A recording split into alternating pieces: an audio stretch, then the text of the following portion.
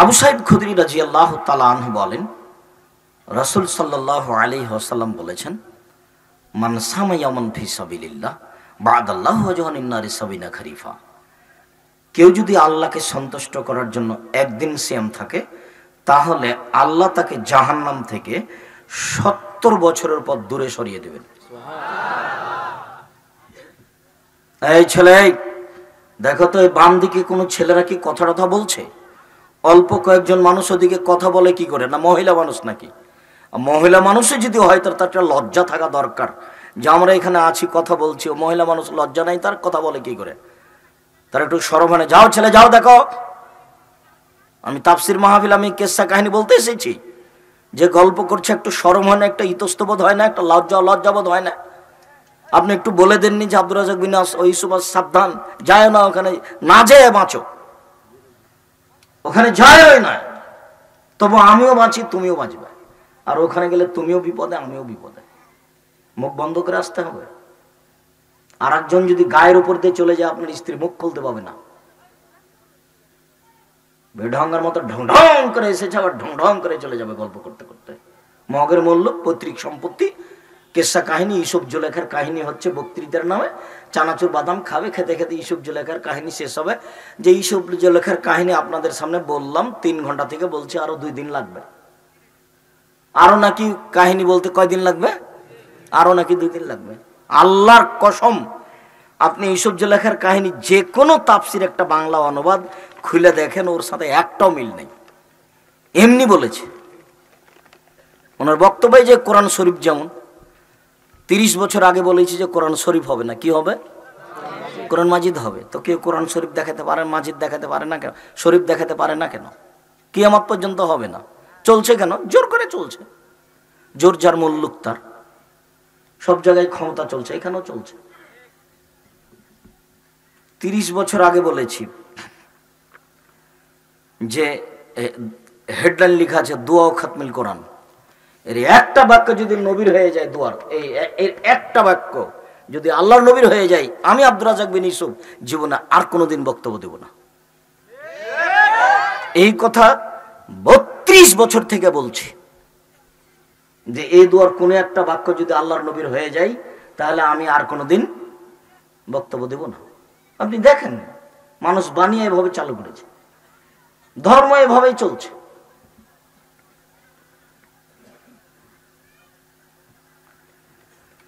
রাসূল সাল্লাল্লাহু আলাইহি ওয়াসাল্লাম বলেন, কেউ যদি আল্লাহকে সন্তুষ্ট করার জন্য একদিন সিয়াম থাকে, বাদাল্লাহু মিনহুন নারা মিআ মাসিরাতাম। কেউ যদি আল্লাহকে সন্তুষ্ট করার জন্য একদিন সিয়াম থাকে, তাহলে জাহান্নামকে আল্লাহর ব্যক্তি থেকে 100 বছরের পর দূরে সরিয়ে দিবেন। তিনি আরো বলেন, মান সামা ইয়াওমান ফি সাবিলিল্লাহ জালাল্লাহু বাইনাহু মিনান নারি খান্দাক কামা বাইনাস সামাই ওয়াল আরজ। কেউ যদি আল্লাহকে সন্তুষ্ট করার জন্য একদিন সিয়াম থাকে, তাহলে তার মাঝে আর জাহান্নামের মাঝে একটা গর্ত খনন করা হবে, যে গর্তের ব্যবধান হবে 500 বছরের পথ। অর্থাৎ এক হাদিসে বোঝা গেল, একদিন সিয়াম থাকলে জাহান্নাম সরে যাবে 500 বছরের পথ, একদিন সিয়াম থাকলে জাহান্নাম সরে যাবে 100 বছরের পথ, একদিন সিয়াম থাকলে জাহান্নাম সরে যাবে 70 বছরের পথ। সব মিলে একদিন সিয়াম থাকলে আল্লাহকে সন্তুষ্ট করার জন্য বিনিময় জান্নাত হবে। এটা হলো সারমর্ম কথা, সংক্ষিপ্ত কথা। আজকের আলোচনা লম্বা নয়, তার মানে আমি আস্তে আস্তে ক্লান্ত। আগে জানলে মনে হয় হতো না। তো যাই হোক, না জানতে জানতে চলে এসেছি। আমিও ভালো আছি, আপনারাও ভালো আছেন আলহামদুলিল্লাহ। ক্লান্ত মানুষ। দিনাজপুর থেকে বের হয়ে ঢাকায় এসেছি। ঢাকায় অনেক কাজ, ঘুরতে ঘুরতে ঘুরতে ঘুরতে এখানে এসে আর পাওয়াই যায় না, মনে হলো যে দিল্লি বহুত দূর হয়ে এরকম। তাও আলহামদুলিল্লাহ চলে এসেছি, আপনারা বসে আছেন। কিছুক্ষণ কথা বলি, এটি দিয়ে যদি কোনো আমলের পথ বের হয়। আমি নিজে কিছু করে আমল করে জান্নাত পাবো এরকম আমার মনে হয় না, এরকম কিছু করতে পারি না। তো আপনি করলে ওখান থেকে যদি কিছু পাই, এইটাই আশা, এই আশাই পড়ে আছে।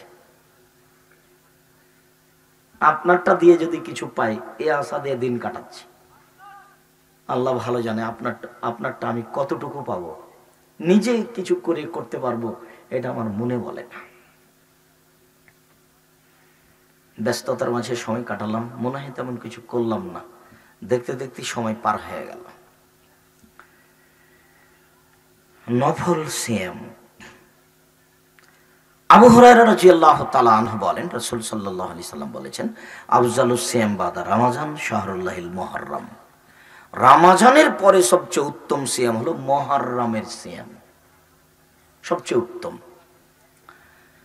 কাদেমান নবী সাল্লাল্লাহু আলাইহি সাল্লাম মদিনা, আল্লাহ রাসূল মদিনায় আসলেন, তখন দেখলেন ইয়াসুমুনা ইয়াউম আশুরা, ইয়াসুমুনা ইয়াউম আশুরা, তারা মুহররমের 10 তারিখে সিয়াম থাকছে।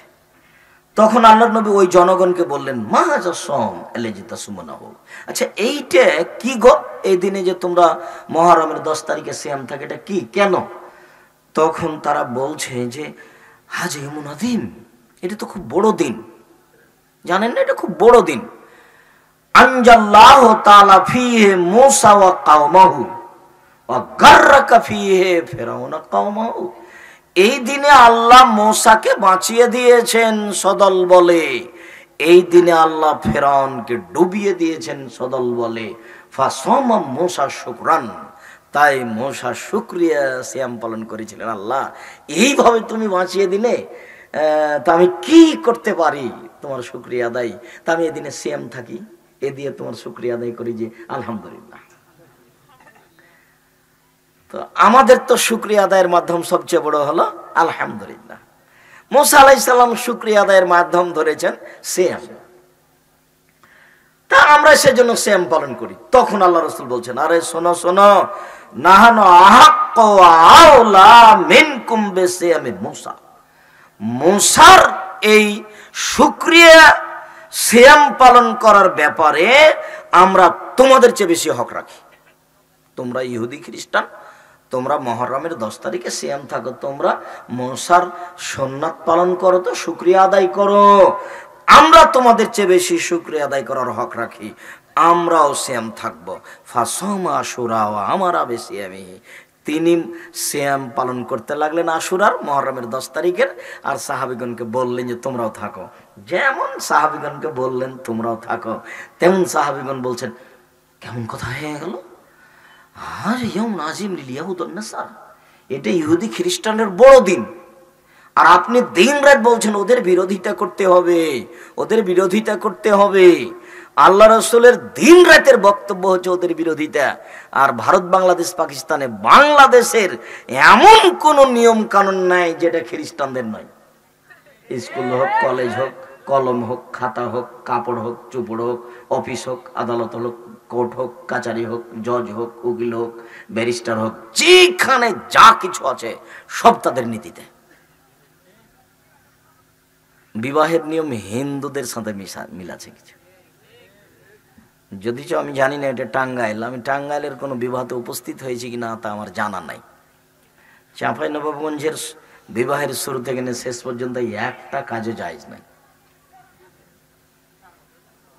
তো আমি তো চাঁপাইনবাবগঞ্জের মানুষ, আমার সামনে তো আর কেউ দাঁড়াতে পারে না। আমি বলছি বলো তুমি, আল্লাহর কসম করে বলছি, চাঁপাইনবাবগঞ্জ জেলাতে বিবাহের শুরু থেকে নিয়ে শেষ পর্যন্ত একটা কাজও জায়েজ নয়, সবই হারাম। টাঙ্গাইলেও এমন একটা কাজ নাই যেটা রাসূলের সাথে মিল আছে, সবই হারাম। বের করেন দেখি, দুই একটা ধরে এসে বলেন তো, কথা একটু অস্পষ্ট হয়ে গেল। কি বলবো আপনাকে, সবাই মিলে বউ দেখতে যান, এটাই তো হারাম। দুলা ভাই সহ ছেলেটা বউ দেখতে যায়, এটাই তো হারাম। বউ দেখে টাকা দেয়, আংটি দেয়, এটাই তো হারাম। এতগুলো পুরুষ নারী গেছে কমিউনিটি সেন্টারে, এটাই তো হারাম।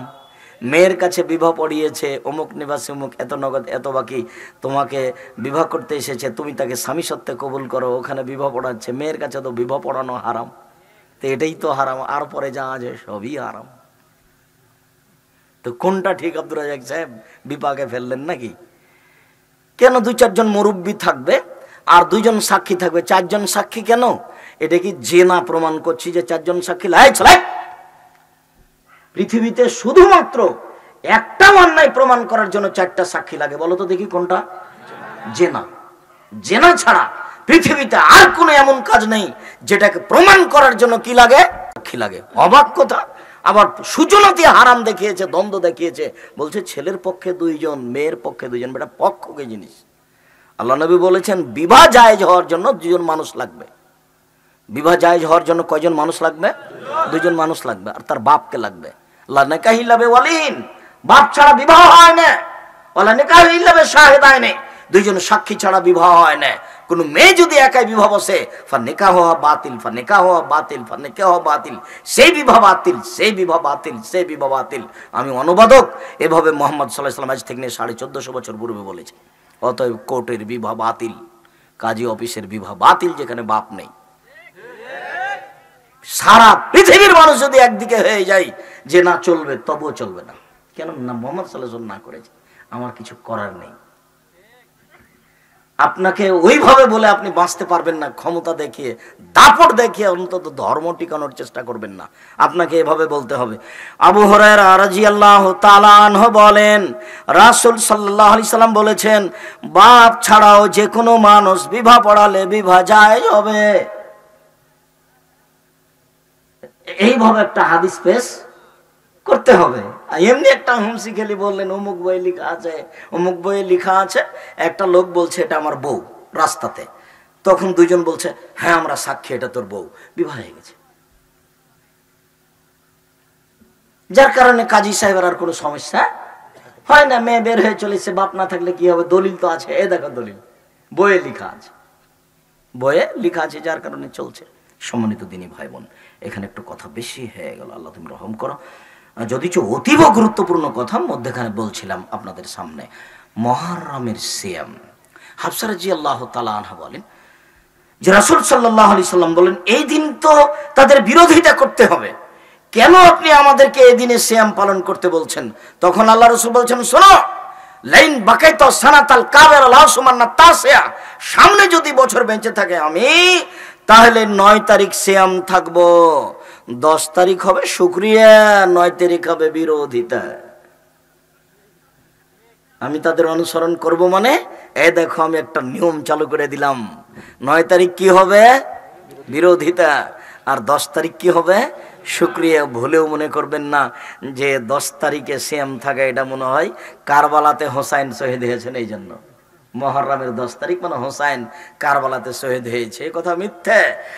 ওই কাহিনীও মিথ্যে যে ফাতেমা কান্দিয়া কয় আজ বুঝি হোসাইন কারবালাতে শহীদ হয়। যেদিন হোসাইন ইরাকের মাটিতে কারবালার মাঠে শহীদ হন, তার 49 বছর আগে ফাতেমা মারা গেছে। যে মহিলা 49 বছর আগে মারা গেছেন, সেই মহিলা কি করে বলতে পারেন ফাতেমা কান্দিয়া কয় আজ বুঝি হোসাইন কারবালাতে শহীদ হয়? হুজুর বলছে এই বক্তব্য। মাইক যারা বরফ বিক্রি করে তারাই বলছে। 6 মাসের রাস্তা মর্দ 6 দিনে গেল, ঘোড়ায় চড়িয়ে মর্দ হাঁটিয়া চলিল। এই কথাটা যেমন পুথির বইয়ে লেখা আছে যে ঘোড়ায় চড়ে মর্দ কিভাবে গেল? হেঁটে চললো। পুথির বই লেখা নাই, একেবারেই উল্টা। আচ্ছা, ঘোড়ায় চড়ে পায়ে হাঁটা যায়? একেবারেই উল্টা। পুথির বইয়ের গান যেমন, বক্তব্য তেমন। বিচারের মাঠে জবাব আমাকে দিতে হবে না, আপনাকে দিতে হবে। আপনি জবাব দেওয়ার জন্য প্রস্তুত থাকুন। জাতিকে ফাঁকি দিয়ে জান্নাত কিনে যাবে না। বল হিসাব, ধর্মের নামে প্রতারণা দিবেন না।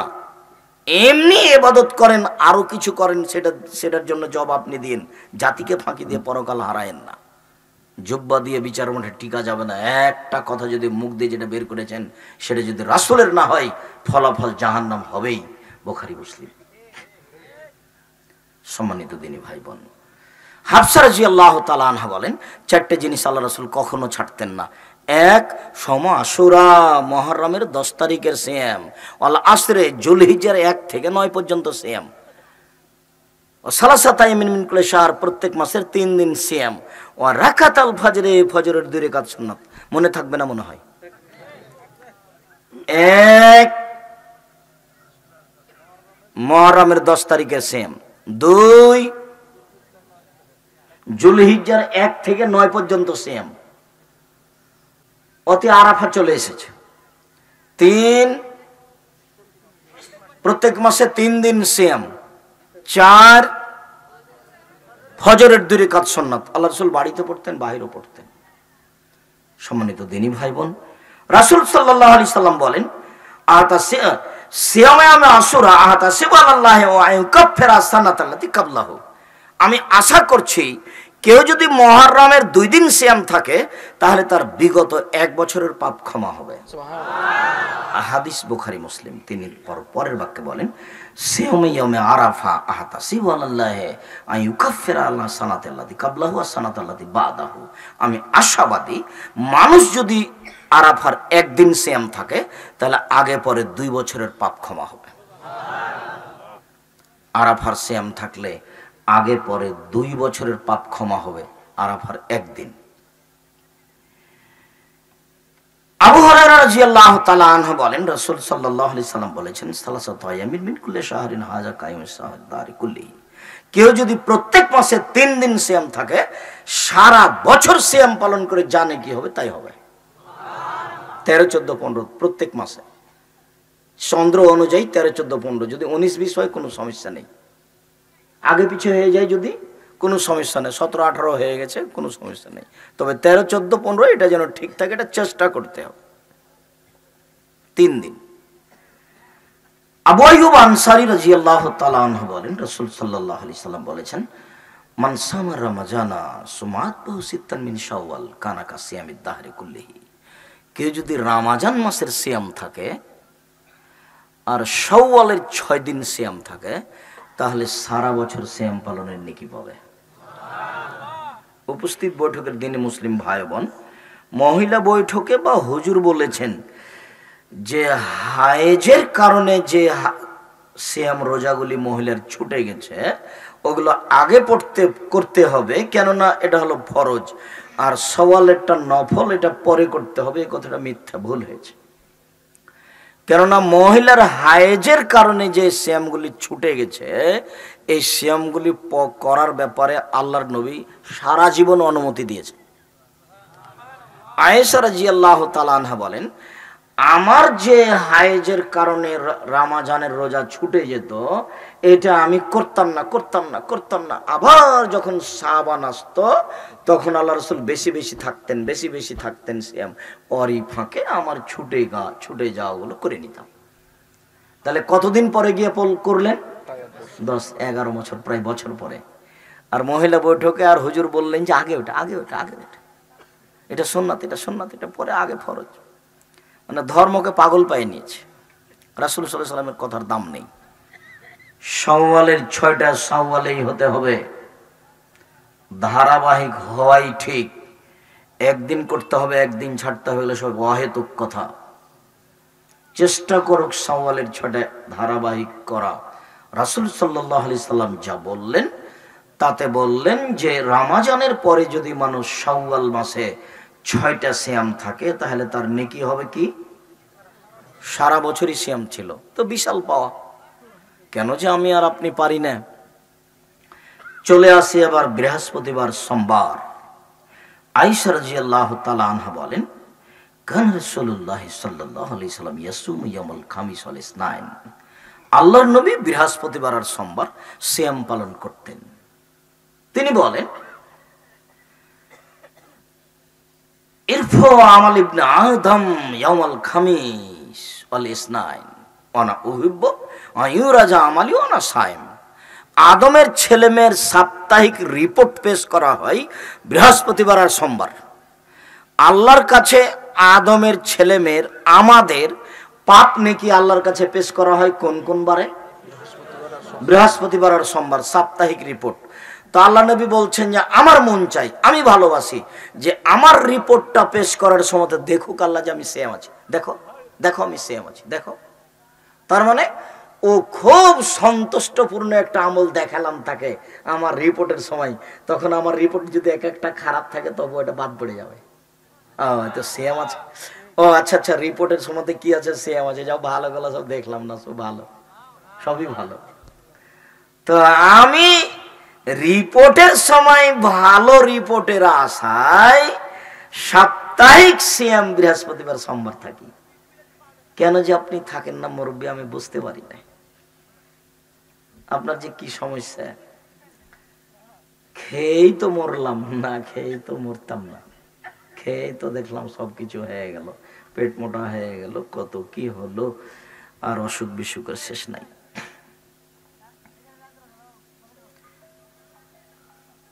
শাবানের সিয়াম, এবার আমরা কাছাকাছি চলে এসেছি। আয়েশা রাদিয়াল্লাহু তাআলা আনহা বলেন, কানা ইয়াসুমু শাবানা কুল্লাহু, আল্লাহর নবী পুরো শাবান সিয়াম পালন করতেন। অফিরে হয়েতেন ইয়াসুমু শাবানা ইল্লা কালিলান, আল্লাহ রাসূল 2-1 দিন 2-4 দিন বাদ দিয়ে পুরো শাবান সিয়াম পালন করতেন। উম্মু সালমা রাদিয়াল্লাহু তাআলা আনহা বলেন, তার স্ত্রী সম্মানী মহিলা, লা ইয়াসুমু শাহরাইনে মুতাতাবিআইনে ইল্লা শাবান আর রমাজান, আল্লাহর নবী শাবান আর রমাজান ছাড়া পরস্পর 2 মাস সিয়াম পালন করতেন না। পরস্পর ধারাবাহিক 2 মাস সিয়াম পালন করতেন। কোন কোন মাস? শাবান আর রমাজান। আজকে শাবানের কত তারিখ? 27 শাবান হয়, আজ 9 তারিখ। মানে আজ শাবানের কয় এটাই জানছি না, অথচ আল্লাহ রাসূল বলছেন দেখো রমজানের প্রস্তুতির জন্য শাবানকে গুনে রাখো, শাবানকে গুনে রাখো, শাবানকে গুনে রাখো, হিসাব নিকাশ ঠিক রাখো, হিসাব নিকাশ ঠিক রাখো। রাখতে রাখতে রাখতে যদি দেখো যে শাবানের শেষ দিন আকাশ মেঘাচ্ছন্ন, চাঁদ তো দেখা যাবে না, তাহলে কি করতে হবে? তাহলে শাবান 30 করে নাও, যা হবে হবে, ওদিকে যা হোক হোক, শাবানকে কি করে নাও? 30 করে নাও। তারপরে শুরু করো রমজান, শেষে কমলে কমুক, কিন্তু শাবান যেন গণনায় ঠিক থাকে। আচ্ছা, আল্লাহ রাসূল যে এত কথা বললেন, তা আপনার কাছে একটুকু দাম থাকলো না? খালি আসলেন আর হইচই করে বাদাম খেয়ে চলে গেলেন। যে এখনো আপনার ছেলেটা ঘুরছে, ও কত বড় বেয়াদব দেখেন, গল্প করছে ওটা আপনারই ছেলে। আপনি কি মনে করছেন কোনো অমুসলিম হিন্দুর ছেলে এখানে চলে এসেছে এই মুহূর্তে? না, আসতেও পারে, কেননা আমি হিন্দুকে বক্তব্য দিয়ে দেওয়ার সময় আসতে বলেছি। আমি তারও কিছু না কিছু উপকার করবো ইনশাল্লাহ। আর আমি শিষ্টাচারে উপকার করব। ও দুনিয়াবি দান করুক, তাহলে তার অর্থ সম্পদ বেশি হয়ে যাবে, নিরাপত্তাই থাকবে, এটা বেশি হয়ে যাবে। হিন্দু মানুষ হলেও পরকালে সে কিছু পাবে না, কেননা লা ইলাহা ইল্লাল্লাহ দিয়ে শুরু হয় পরকাল। কি দিয়ে শুরু হয়? লা ইলাহা ইল্লাল্লাহু ওয়া আন্না মুহাম্মাদুর রাসূলুল্লাহ, এই দিয়ে পরকাল শুরু হলো। যতক্ষণ পর্যন্ত এটা মুখে উচ্চারণ না আসবে, ততক্ষণ পর্যন্ত পরকালের কোনো কিছু শুরু হবে না। কাউন্টারে হিসাব নিকাশ আসবে এইটা দিয়ে, ভালো মন্দ এটা দিয়ে হবে। যখন এটা হয়নি তখন ও কিছুই না, ওর খাতা নাই, কলম নাই, হিসাব নাই, বিচার মাটায় ওজন পাপ নেকি নাই, কিছুই নাই। মরলে ওকে জ্বালিয়ে মাটিতে পুঁতে দাও, ব্যাস, ও চলে গেছে জাহান্নামে। আমি ভেবেছি যে ও চলে গেছে স্বর্গে, কিন্তু আল্লাহ রাসূল বললেন চলে গেছে জাহান্নামে। আলী বলছেন, আল্লাহর নবী, জি আপনার চাচা আবু তালেব মারা গেছে। হ্যাঁ, আবু তালেব মারা গেছে, আমি চেষ্টা করেছিলাম তাকে কালেমা পড়ানো, সে স্বীকৃতি দেয়নি। যাও আলী, তুমি তাকে মাটিতে পুঁতে দিয়ে আসো। কোনো ভালোবাসা দেখাতে পারলেন না মুহাম্মদ সাল্লাল্লাহু আলাইহি সাল্লাম, যার কাছে সারা জীবন থাকলেন, যার আশ্রয়ে সারা জীবন থাকলেন, যার ছায়াতলে সারা জীবন থাকলেন, তার 10 পয়সা 5 পয়সা 2 পয়সা উপকার করতে পারলেন না। যাও আবু তালেবকে মাটিতে পুঁতে দিয়ে আসো। তার নামে জানা নেই, কাফন দাফন নেই, তার নামে কোনো কথা নেই, তার নামে কোনো ক্ষমা নেই। আমি তার পাশে বসে বলেছিলাম, আপনি লা ইলাহা ইল্লাল্লাহ বলেন, বিচারের মাঠে কি করা লাগে সেটা আমি দেখব। আবু জাহাল বলেছিল, শেষের কালে বদনাম ঘাড়ে নিয়েন না, জনগণ বলবে ওহ মরার কারে আরে ধর্ম পরিবর্তন করেছে লোকটা, এত বড় মানুষ, তারপরেও লোকটা পরিবর্তন হয়ে গেছে, মরার কালে ধর্ম ত্যাগ করেছে। তখন বলছেন, দেখো আব মোহাম্মদ, আমাকে বিরক্ত করো না, আমি মরার সময় ধর্ম ত্যাগ করতে পারবো না।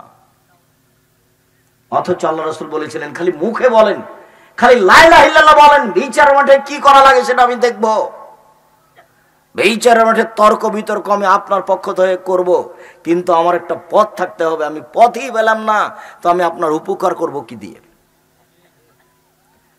যে আব্দুর রাজ্জাক সাহেব বলেছেন যে মুহাম্মদ সাল্লাল্লাহু আলাইহি ওয়াসাল্লামের বাপ মা জান্নাতে যাবে না, সে নিয়ে যে কত কথা নেটে দেখা যায়, একদিন একটু বিবেচনা করেও দেখে না যে আব্দুর রাজ্জাক সাহেব যে কথাটা বললেন, তো কথাটার ভিত্তি কি?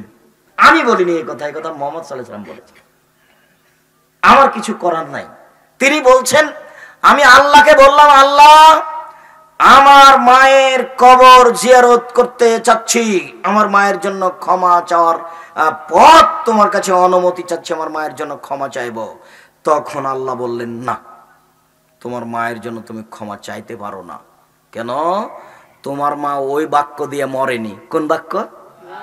লা ইলাহা ইল্লাল্লাহ। তোমার মা এই বাক্য দিয়ে মরেনি। তাহলে আমার মায়ের কবর দেখতে যেতে চাচ্ছি। হ্যাঁ, তোমার মায়ের কবর দেখতে যেতে পারো,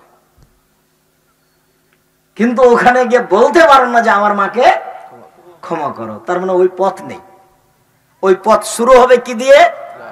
লা ইলাহা ইল্লাল্লাহ ওয়া আন্না মুহাম্মাদুর রাসূলুল্লাহ, আশহাদু আল্লা ইলাহা ইল্লাল্লাহ ওয়া আশহাদু আন্না মুহাম্মাদুর রাসূলুল্লাহ। আমি সাক্ষ্য দিচ্ছি আল্লাহ ছাড়া কোনো মাবুদ নাই, আমি সাক্ষ্য দিচ্ছি মুহাম্মদ আল্লাহর রাসূল। শাবানের শেষ কথা। ওসামা ইবনে যায়েদ রাদিয়াল্লাহু তাআলা আনহু বলেন যে আমি আল্লাহ রাসূলকে বললাম, লাম আরাকা তাসুমু ফি শাহরিন মিনাশ শুহুরে মা তাসুমু ফি শাবান। আল্লাহর নবী, শাবান মাসে আপনি যত যত সিয়াম পালন করেন তত সিয়াম তো অন্য মাসে পালন করেন না, এইটা কেন? আল্লাহ রাসূল বলেন তো। আচ্ছা, আপনি শাবান মাসে এত বেশি সিয়াম পালন করেন কেন? জিজ্ঞাসা কি বোঝা গেল? ওসামা ইবনে যায়েদ আল্লাহর নবীকে জিজ্ঞাসা করেছিলেন যে আপনি শাবান মাসে এত বেশি সিয়াম পালন করেন কেন? জিজ্ঞাসা কি মনে থাকবে? এবার উত্তর দেখি কি আসছে। এবার কি উত্তর আসছে? হ্যাঁ, 15ই শাবানে সিয়াম পালন করো, সব ঠিক হয়ে যাবে। এই কথা আসছে নাকি? দেখি উত্তরে কি আসছে। উত্তরে মুহাম্মদ সাল্লাল্লাহু আলাইহি সাল্লাম বলেন, যাকা শাহরুন বাইনা রজব ওয়া রমাজান। এই মাসটি হচ্ছে রজব ও রমাজানের মাসে। এই মাসটি এমন মাস যা হচ্ছে রজব ও রমাজানের মাঝে। এই মাসটি এমন মাস যা হচ্ছে রজব ও রমাজানের মাঝে। এক ফলন না সফিয়ে, মানুষ তাতে গাফেল থাকে, মানুষ তাতে গাফেল থাকে। মনে রেখো, যাকা শাহরুন, এটা এমন একটা মাস, তুরফাউল আমাল ইলা রাব্বিল আলামিন, বাৎসরিক রিপোর্ট এই মাসে পেশ করা হয়। বাৎসরিক রিপোর্ট এই মাসে পেশ করা হয়। ওয়ানা উহিব্বু, আমি ভালোবাসি, আইরফা আমালি ওয়ানা সায়েম, আমার রিপোর্ট বাৎসরিক পেশ করার সময়তে আমি সিয়াম আছি এটা দেখুক, এই জন্য আমি এই মাসে বেশি বেশি সিয়াম থাকি। আমি যদি বুঝাতে না পারি আমি অক্ষম, আমি অনুবাদক। আম গাছে জাম ধরতে পারে, ধরে না। অমাবস্যার রাতে চাঁদ উঠতে পারে, উঠে না। শুঁয়ের ছিদ্রতে লাঙলের ফল ঢুকতে পারে, ঢোকে না। শুঁয়ের ছিদ্রতে লাঙলের ফল ঢুকে যেতে পারে, আম গাছে জাম ধরে যেতে পারে, অমাবস্যার রাতে চাঁদ উঠে যেতে পারে, এগুলো ঘটে যেতে পারে। আমি যা বললাম এতে সন্দেহ আছে বলে কিয়ামত পর্যন্ত চেষ্টা করলে সরিষা ঢোকানো যাবে না। যা বলছি তাই থাকবে ইনশাআল্লাহ। মুহাম্মদ সাল্লাল্লাহু আলাইহি সাল্লাম বললেন, বাৎসরিক রিপোর্ট ধরার জন্য বেশি বেশি সিয়াম থাকে। মনে থাকবে না মনে হয়? বিবরণে বোঝা যাচ্ছে যে তার নির্ধারিত কোনো দিন জানা ছিল না, যে রিপোর্টের দিন কবে। যেমন সোমবার আর বৃহস্পতিবার জানতেন, কিন্তু বাৎসরিক রিপোর্টের দিন তার জানা ছিল না, যার কারণে তিনি পুরো শাবান সিয়াম পালন করতেন খালি ধরার জন্য, খালি ধরার তালে, খালি ধরার তালে। আমরা কিভাবে ভারত, বাংলাদেশ, পাকিস্তানের আলেম ওলামা জেনে নিলেন সেদিন 15ই শাবান। তাই তারা কলকারখানা, অফিস আদালত, কোর্ট কাচারি, শিক্ষা প্রতিষ্ঠান সবকিছু বন্ধ করে রাতে গোসল করে আতর গোলাপ মেখে দিনে সিয়াম থাকে, রোজা থাকে। এর জব আমি আব্দুর রাজ্জাক বিন ইউসুফ 90 সাল থেকে আমি ফতোয়া লিখছি কলমে তদন্ত করে। আল্লাহর কসম, 90 সাল থেকে আমি ফতোয়া লিখছি কলমে তদন্ত করে। মৌলানা সাহেব, আপনি টাঙ্গাইল বাড়ি, আপনার বিদ্যা বেশি, এ কথাই ঠিক, আপনার বিদ্যা আমি মেনে নিলাম, তবে আমি তদন্ত করি বেশি, এ কথাও ঠিক। আপনি তো তদন্ত করতে বসলে খালি এরকম এরকম করেন, আমি এরকম করি না। আমি বলি যে রাসূল সাল্লাল্লাহু আলাইহি সাল্লাম কি বলেছেন সেটা আমার দেখার প্রয়োজন। তাতে আমি দেখলাম যে রাসূলকে জিজ্ঞাসা করা হলো কেন বেশি সিয়াম থাকেন, তো উত্তরে তিনি বললেন রিপোর্ট ধরার জন্য বেশি সিয়াম থাকে। মনে থাকবে না মনে হয়? তো রিপোর্ট যদি একদিন হয় বাৎসরিক রিপোর্ট, আর এটা যদি তিনি জানতেন, তাহলে কেন তিনি বেশি বেশি সিয়াম থাকবেন? না, বুঝাতে পারলাম না। স্পষ্ট হয়েছে কি? অতএব 15ই শাবানে সিয়াম থাকার কৌশল বাদ দিয়ে শাবান মাসে বেশি বেশি সিয়াম থাকেন। এমনিতেই সিয়াম ইবাদতের জগতে ব্যতিক্রম, এটা মনে থাকবে না মনে হয়? তো কেন আপনি সিয়াম পালন করছেন না? সিয়াম পালন করলে ওই যে ভেতরে মেশিন আছে ভাতকে গলিয়ে দেওয়ার, ওটা একটু থাকবে, নিরাপদে থাকবে, শান্তি পাবে কিছুক্ষণ। আর খালি খাচ্ছেন আর খাচ্ছেন, ও তো অকেজ হয়ে যাবে এক সময়, দিয়ে তখন বদহজম টিকতে পারবে না, ও তো আর ভিতরে মেশিন নাই। এমন একটা তরল পদার্থ পানি আছে, ওটাকে গলিয়ে দেয়। খাওয়া যদি বেশি হয়, ওটা পানি যদি কমে যায় তখন আর হজম হবে না, ওকে পানি দিয়ে মিশিয়ে দেওয়া হয়। শরীরের ভেতরে এমন পানি বের হয়ে আসে যে ভাত, গোস্ত, মাছ যা কিছু খেয়েছে তাকে একেবারে মিশিয়ে একাকার করে দেয়। তো যদি পানি কমে যায়, খাদ্য বেশি হয়, তাহলে কি হবে? এই জিনিসটাকে কোনো কোনো সময় যদি একেবারে ঠান্ডা রাখতে চান, কোনো কাজ করে না যেন, তাহলে কি করতে হবে? সিএম থাকতে হবে, তাহলে এটা মজবুত থাকবে, অনেক বেশিও নেকি হবে, মজবুত থাকবে। শরীর বেশি হয়ে যাচ্ছে, ভড়ি মোটা হয়ে যাচ্ছে, আব্দুর রাজ্জাক সাহেব কি করতে হবে? প্রতি মাসে 3 দিন সিএম থাকেন, ঠিক হয়ে যাবে। তাও যে ঠিক হচ্ছে না, তাহলে বৃহস্পতিবার সোমবারও থাকেন, তবুও যে ঠিক হচ্ছে না, তাহলে একদিন সিএম থাকেন, একদিন এমনি থাকেন। দাউদের সিএম থাকেন, সবচেয়ে ভালো সিএম। সবচেয়ে ভালো সিএম কার সিএম? দাউদ আলাইহিস সালামের সিএম। একদিন সিএম, একদিন এমনি। ইবাদতের জগতে সবচেয়ে দামি ইবাদত সিয়াম। 15ই শাবান সিয়াম থেকে শিরক বেদাত করে পরকাল হারায়েন না। পৃথিবীতে মাত্র 2টা পাপ আছে, যেই পাপের নিজস্ব ক্ষমতা আছে, অন্য কোনো পাপের নিজস্ব ক্ষমতা নেই। তার একটা পাপের নাম শিরক, আর একটা পাপের নাম বিদাত। দুটাই পাপ, কিন্তু দুটাই মানুষের ধারণায় নেকির কাজ। শিরকও মানুষের ধারণায় নেকির কাজ, আর বিদাতও মানুষের ধারণায় নেকির কাজ।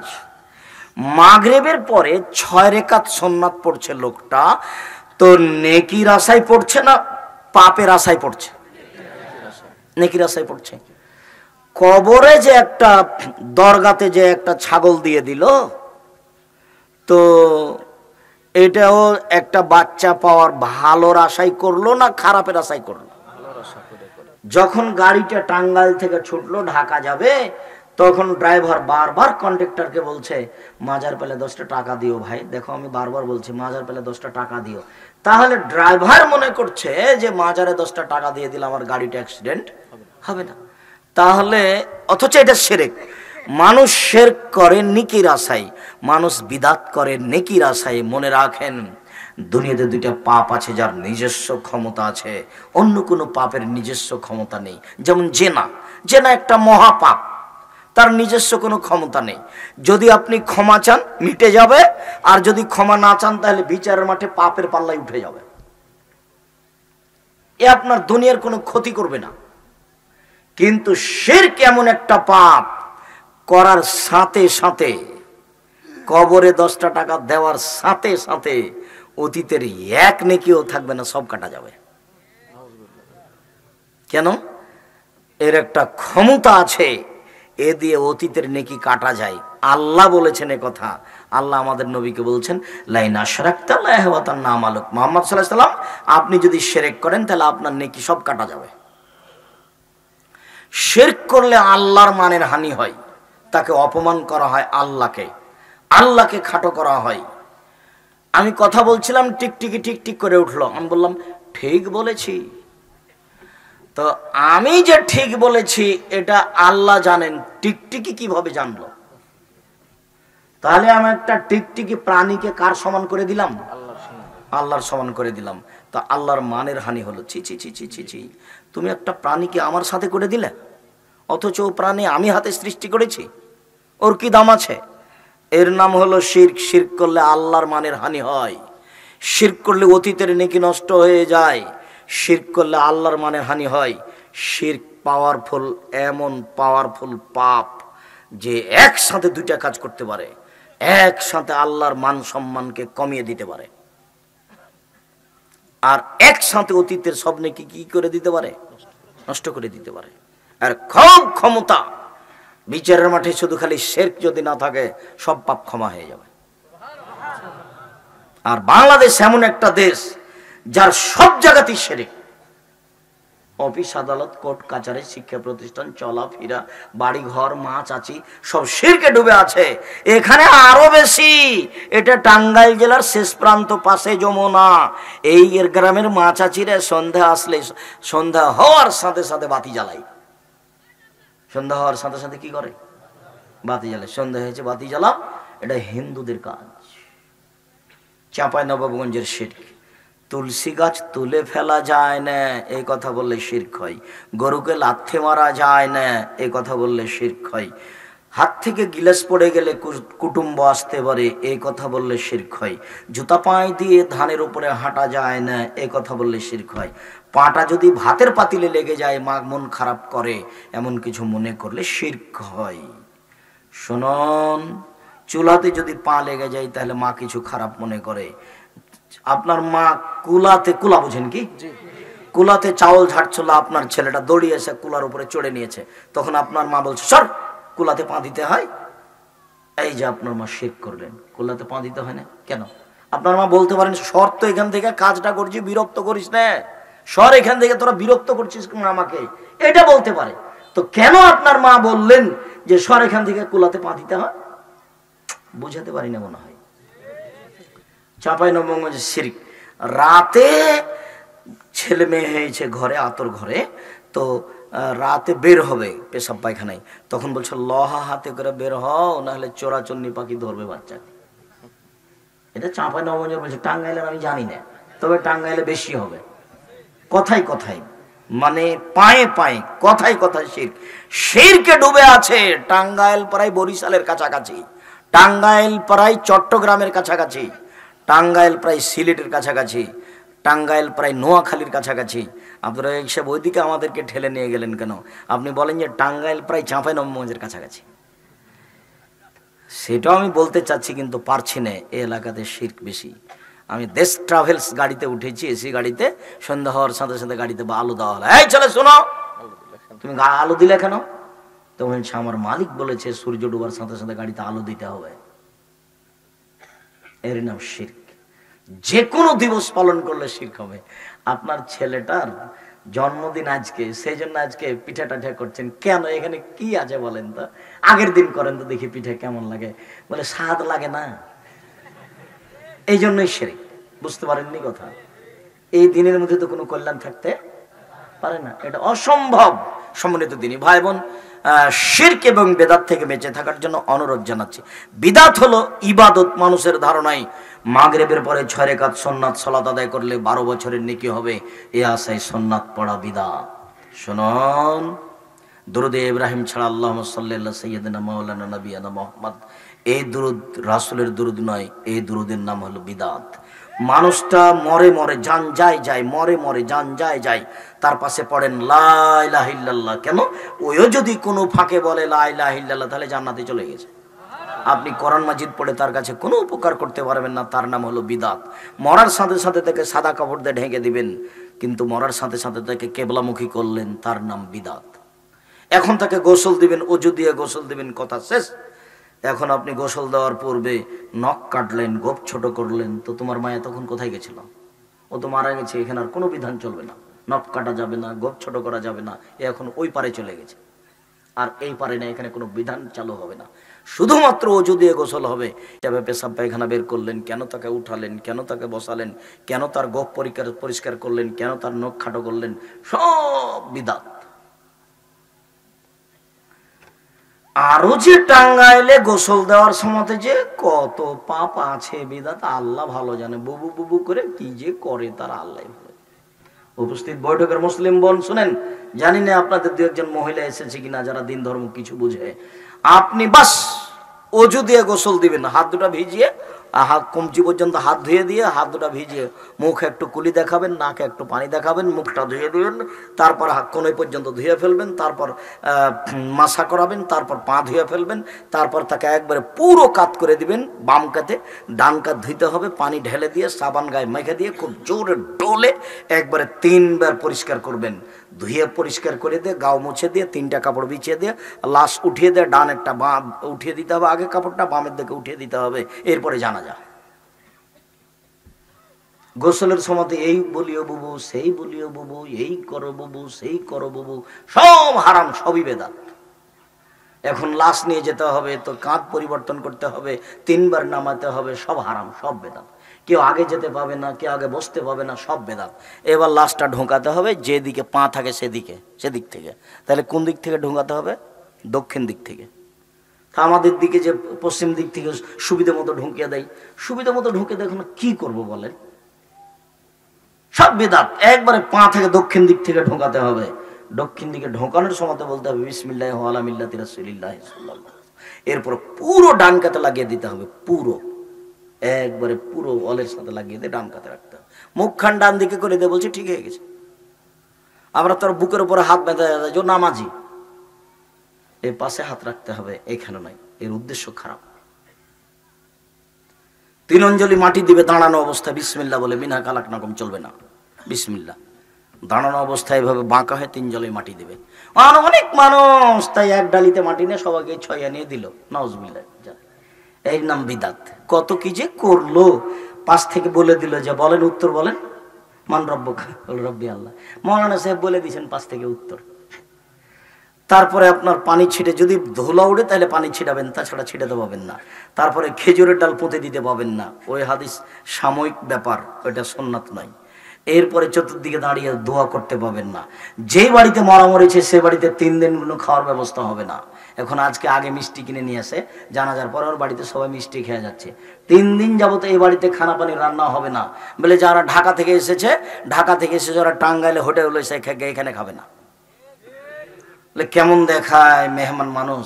মেহমান মানে খেতে দিতে হবে না, তার নাম মেহমান। আজকে ওকে খেতে দিতে হবে না এ বাড়িতে, তার নামই হচ্ছে জানাজা, তাই না? আমি শোক পালন আমি বুঝাতে পারি না, মানে সম্পূর্ণ উল্টে গেছে। ওকে নাকি খাওয়াতে হবে।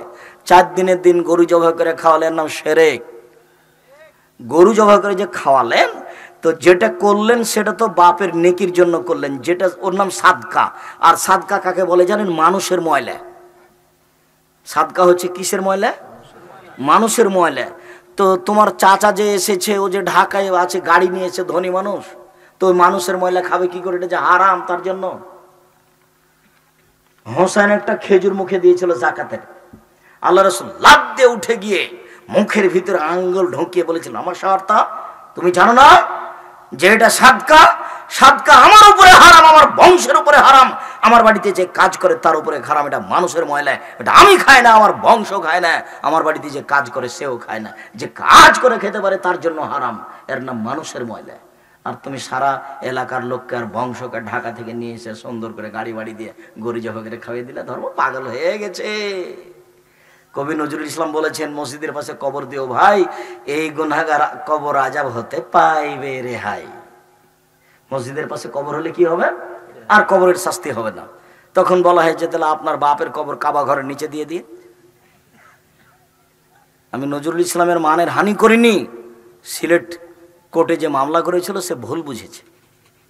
যখন সিলেট কোর্টে উঠলাম তখন জজ আমাকে বললেন, আপনি কি পিস টিভির আলোচক? জি। আপনার মামলা আমি খারিজ করে দিলাম। 5,000 কোটি টাকার মামলা। আমি রবি ঠাকুরের আর কবি নজরুল ইসলামের নিন্দা করেছি। রবি ঠাকুর যত বলেছে ও মা তোমার আকাশ তোমার বাতাস, তখন আমি বলি যত সবসময় বলছে ও কালিমা তোমার আকাশ তোমার বাতাস, তখন বলছি তোর বাপের আকাশ। আকাশ তো আল্লাহর। তা আমি এত তো মানের হানি করিনি। ও বুঝতে ভুল করেছে, বুঝতে ভুল করে এভাবে মামলা করেছে। তো যাই হোক মামলা করেছে, মামলা টিকে নি। আল্লাহ তুমি মাফ করো। এদেশের মাটিতে শিরক পরিপূর্ণ হয়ে আছে, সাবধান। শিরক ছাড়া যে কোনো পাপ নিয়ে বিচারের মাঠে উপস্থিত হলে ক্ষমা পাওয়া যাবে ইনশাল্লাহ। সম্মানিত দিনী ভাই বোন, আলোচনার শেষে চলে আসলাম। আমার মনে বড় স্বাদ, আমি এই দেশের মাটিতে উন্নত মানের প্রতিষ্ঠান গড়বই ইনশাআল্লাহ। সেটাই জামিয়া সালাফের রূপগঞ্জ নারায়ণগঞ্জ ঢাকা, সেটাই জামিয়া সালাফের ডাঙ্গিপাড়া পবা রাজশাহী, সেটাই জামিয়া সালাফের 6 মাইল বাবুগঞ্জ বরিশাল, সেটাই জামিয়া সালাফের তেঘরা বিরল দিনাজপুর, যেটা গত রাতে উদ্বোধন হয়েছে। সম্মানিত দিনী ভাই বোন, যেখানে ছেলে মেয়েরা বাংলা ইংরেজি আরবি উন্নত মানের শিক্ষা অর্জন করে জাতির অন্যায়ের বিরুদ্ধে লড়বে মুখে কলমে মিডিয়াই। মুখে দিনরাত বলছি, ছেলেরাও বলছে। আর কলম হলো মাসিকা লিতে পত্রিকা, আর পত্রিকা কিশোলয় আব্দুর রহমান যেটা সম্পাদনা করে। মাসিক আল ইতিসাম পত্রিকা 50টা প্রশ্নের উত্তর আছে। 20টা টাকা দিয়ে কিনে নেওয়া যদি আপনার কাছে কষ্টকর হয়, তাহলে আপনি মনে করলেন যে আব্দুর রাজ্জাক সাহেবের ক্ষতি করে দিয়েছি, এটা আপনি মনে করলেন। আমার ক্ষতি করে দিয়ে কি হবে? 10 জন মুফতি আছে, 16-20 জন কর্মচারী আছে, পত্রিকা বের করার জন্য প্রেস কিনা আছে, লক্ষ লক্ষ টাকা খরচ করেছি এই জন্য যে আমি যেখানে যেতে পারি না, হবিগঞ্জে ঢুকতে পারলাম না, হবিগঞ্জে নাকি আমার ঢোকায় অপরাধ। তো পত্রিকা তো গেছে, তখনও কি করবে? বুঝাতে পারিনি কথা। তাহলে পত্রিকার দাম আছে।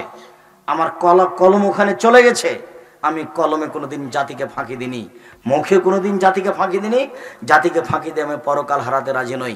জামিয়া সালাফের মুখপাত্র পত্রিকা মাসিক আল ইতিসাম পত্রিকা, সবাই পত্রিকাটা নিয়ে যাবেন। আমার মনে বড় স্বাদ, আমি এ দেশের মাটিতে উন্নত মানের প্রতিষ্ঠান গড়বই ইনশাআল্লাহ। তাই আমার প্রথম দাবি, একটু দোয়া করবেন, আল্লাহ তুমি জামিয়া সালাফিয়াকে কবুল করো, বাস এটুকুই দাবি। টাঙ্গাইল জেলার দিনী ভাই বোন টাকা পয়সা দিলেও জামিয়া সালাফিয়া চলবে, না দিলেও চলবে ইনশাআল্লাহ। কিন্তু আপনার 10টা টাকা ছাড়া জামিয়া সালাফিয়া গড়ে যাক, এটা আমি চাইনি। পতিতালয়ের মহিলা যদি কুকুরকে পানি পান করে জান্নাত পেতে পারে, আপনি জামিয়া সালাফিয়াতে 10 টাকা দান করলে বিনিময়ে জান্নাত হবে ইনশাআল্লাহ। এই আশা ব্যক্ত করে আপনাকে আমি দোয়া করার জন্য অনুরোধ জানিয়েছি। পরেরটুকু সেটা আপনার ব্যাপার। আজকের আলোচনার জরুরি কথা, আজ থেকে নফল সিয়াম শুরু করতে হবে। যা পারা যায় 5টা 10টা 20টা যতদূর সম্ভব। আজ থেকে 5 ওয়াক্ত সালাতের ব্যাপারে কোনো আপোষ চলবে না। সময় হওয়ার সাথে সাথে সালাত আদায় করতে হবে। রমজান মাস আসছে, এখন থেকে দান খায়রাত শুরু করতে হবে। ইবাদতের জগতের সবচেয়ে শক্তিশালী পাওয়ারফুল ইবাদত হলো দান। যাওয়ার সময় যেসব বই পুস্তকগুলো আছে খুব কষ্ট করে এখানে নিয়ে আসা হয়েছে, গাড়িতে আছে। কে বড় লাভবান, কে বড় ক্ষতিগ্রস্ত, বক্তা শ্রোতার পরিচয়, মরণ একদিন আসবেই। বিশেষভাবে মাসিক আল ইতিসাম পত্রিকা, আরও যেসব বই পুস্তক আছে, আবদুল্লাহর যদি বই থাকে, মিন্নাতুল বারি, রিজিক, সব স্টেজে আছে মনে হয় পিছন দিকে। যেসব জায়গাতে আমরা যেতে পারি না, সেসব জায়গাতে বই পুস্তকগুলো চলে যায়। কেউ যাবেন না অন্তত একটা মাসিক আল ইতিসাম পত্রিকা ছাড়া, যার মূল্য 20 টাকা। আপনি মনে করিয়েন না যে 20 টাকা দিয়ে পত্রিকা না নিয়ে আব্দুর রাজ্জাক সাহেবের ঠকিয়ে দিয়েছি, এটা আপনি মনে করিয়েন না। মনে করবেন যে আমি না নিয়ে নিজেকে ঠকিয়ে দিয়েছি, এই কথা বলবেন। আমাকে ঠকিয়ে দিয়েছেন এটা মনে করবেন না। আমি আল্লাহর কসম শুধুমাত্র সঠিক দিনের জন্য এই চেষ্টা করেছি, এই খরচ করছি, এতে আমার ব্যক্তিগত কোনো স্বার্থ নাই। আমি আপনাদের জামিয়া সালাফের এক সন্ধ্যা খাই না, আমি আপনাদের জামিয়া সালাফের এক সন্ধ্যা খেলে আমি তার টাকা দিয়ে আমার ফাইল করা আছে।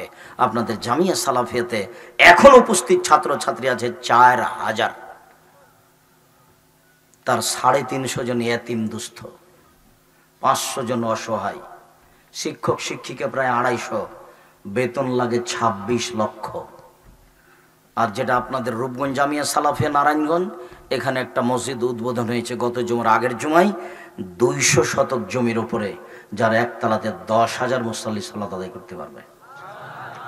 তা একটু মনের সাদ করে দেখা আসবেন, একটু মনের সাধনে দোয়া করবেন, সময় হলে ছেলে মেয়ে পাঠাবেন। উপস্থিত দিনী ভাই বোনদের সার্বিক কল্যাণ কামনা করে